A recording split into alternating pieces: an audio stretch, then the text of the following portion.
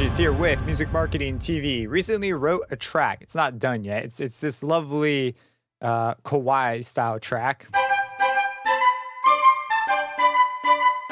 And in it is a bunch of native FL stuff. A huge portion of it is flex. And I have some tips here for you. Things that are just true in general of whenever I'm using presets. Sort of themed with flex, but you could kind of apply this to any synth. Flex is essentially, if you're unfamiliar, let me find one here. There's a lot of patches. Let's go to the all category and we'll grab Alive. So essentially you have all these different packs and you can browse them. It's essentially just crazy amount of presets, a huge variety, everything from synthesized style stuff to sampled stuff. And the sampled stuff really comes in clutch if you don't have a sampler. Like, it's so useful and helpful. So let's go ahead and start off here with tip number one. Tip number one is actually specific to FL. So this is one of the specific tips. Use the locked track feature. So a lot of the times, if you're anything like me, I like to right click on this plus icon down here and then type in what I want and hit enter. And it'll load up Flex. So, or whatever synth you have. Now, this is all by itself. It's not attached to a track in the playlist area over here. It's not attached to a track in the mixer. And there's some organizational benefits that go beyond it just being nicely, have corresponding tracks. Let me show you. So let's go ahead and load up a flex a different way. This is the way I recommend doing it. Let's load up a flex like this, grab and drag. So what it does is it loads it up here. I always delete the default pattern. It has some properties I don't like, so I always just get rid of it. And this flex now, if I rename it here, let's call it like, 6 sound. And now this flex called 6 sound has also been renamed here. And if we pull up the mixer, it's been assigned a mixer spot and it's been renamed there. And if you move these around, they'll move around on all of them. So let's move this to like slot 30. You see slot 30 right there. So this is pretty nice.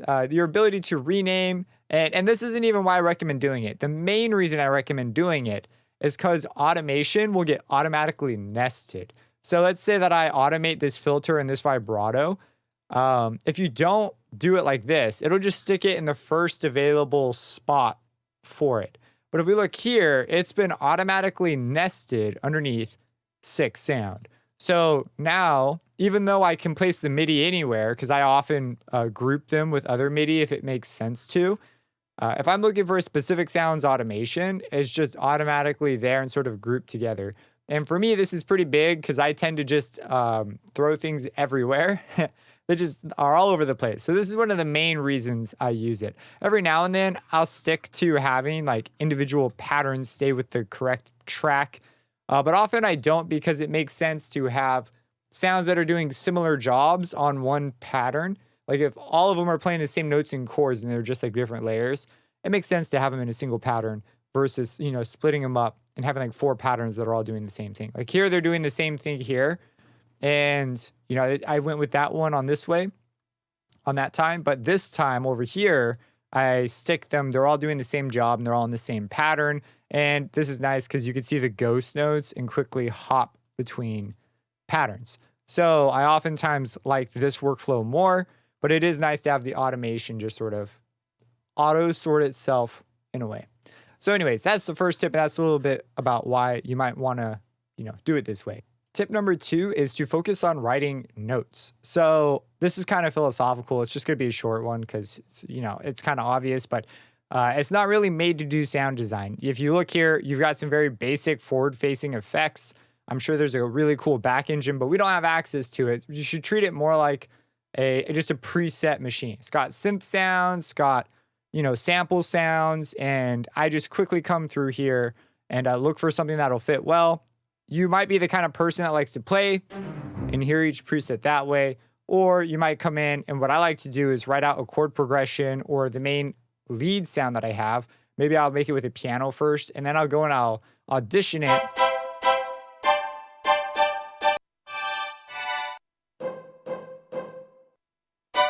And then you go ahead and you find the patch that's going to work with you. yeah, spending a lot of time on sound design right off the front, I feel like kind of completely misses the point of the engine. And you might as well just pull out a synthesizer at that point. Tip number 3 is use layers. So layers, when you're using presets, especially things like Flex, really excel at using layers. It might be tempting to try and beef up one sound to fill up the whole spectrum, but a lot of times this can really create a mess. So here, for example, the intro is kind of a good example of this. So I have two sounds playing the exact same thing, but one fades out, one fades in. I pull a cool little layer swap, and it sounds really interesting and cool. This is what it sounds like.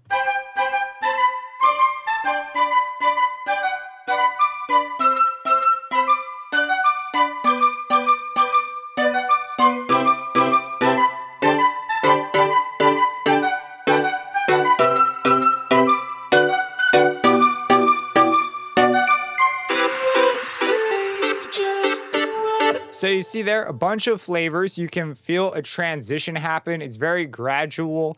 And you might think like, oh, that could be all done with one synth, but that could just be way harder. So in these sorts of sounds and this sort of workflow, when you're using something like Flex, it really just pulls naturally towards it. So lean into it a little bit. Really can bring, a regular old chord progression. Now I do pull a little bit of voice maneuvers here, or not really voicing, but I add additional notes where, thin it out and then add them in, and then also pull the sound transition and just lean into the fact that, hey, these sounds are already made. Let's go ahead and focus on the notes again instead of, trying to make the sound take all the interest. And so it's kind of like point 2 again, but in this case, it's focused on the layers. Like look around for a couple sounds that work together. All right, tip number 4 here is use the macros. So over here, we don't have access to the back engine. This is sort of what reaches back into this nebulous area of Flex and pulls out things that are cool to mess with. So in this case, I have here this lead, and it's got this energy control. And you might move these around, play them in, but definitely mess with them if it's a sound that needs to have some additional expression. Stuff like leads especially really benefit from this. So I have here this lead sound and the automation for energy, and then it really just brings it up a notch. That's what it does if I play like a higher note here.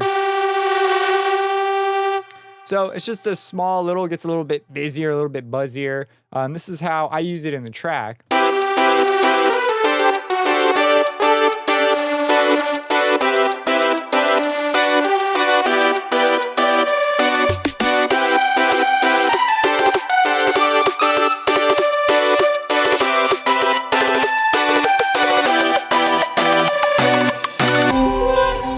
So it's like the vibrato of a saxophone or a clarinet. It's something a wind player, they would just naturally do this when they play the phrase. And here, that's what I'm using it. There's a bunch of other cool things in here you could do though. They've got vibrato, feedback. Each one is unique. So once you find the sound that you like, definitely come in and mess with the macros. And this brings us to tip number 5. It's our last tip. And this one is also pretty important in pretty much any time you do browsing. Let's load up a new one. When you are browsing, you will notice that quite a few of these, in fact, basically all of them, have a delay and a reverb on. And I heavily recommend when you're listening to a sound, if it's something you think you might like or might not like, but the tone could somehow be useful, turn these off. So if you're experienced, you probably already know this, but if you're brand new, these two things do a lot to the sound in terms of how blurry or forward it is. And it's often better to hear it with it off. You could use these, or you could add your own in post. These usually, I think, they're very tastefully used in a lot of these cases. I like to go through, like, for example, the essential pianos and turn off the reverb.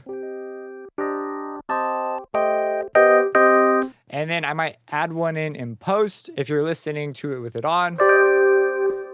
It can dress it up quite a bit, and depending on the track that you're writing, that may or may not influence on if you're new, this could influence you a lot more than you realize. So you might want to turn this off, add one in post, or when you're listening, just be aware that it's there and that it's on, and go ahead, try turning it on off and just get a vibe for it. Like, for example, turning on the delay on this particular sound. that, you know, if that had been on by default, you might be like, oh, this, I don't want this sound. It's all over the place, but it's really just, there's just a delay on. So when you're brand new, that's something I definitely wish I had known. And I'll give you one more bonus tip. There's a bunch of friggin' awesome free stuff. So some of these things you have to pay for. But if you come over here to the free, there's a bunch. Like this is new. Like this was added. I don't know when, but yeah, it's a new thing. So they're adding stuff, free stuff. They've also got like the store here. They make it real convenient. And then to browse your packs. But yeah, go ahead and download these things. You just click the little download, it'll download and install here. There's no reason to not have some of these things. Like all the Essential Series stuff is really good. It's super clutch if you don't have any samplers or anything. Honestly, it's an amazing bundle that now comes with FL. I wish it had been there when I was starting. That would have been awesome. So those are my tips for Flex. Do you have any that you would drop down in the comments below? I'd be interested to hear your workflow tips. Subscribe and hit that bell icon for future videos, and have a blessed day.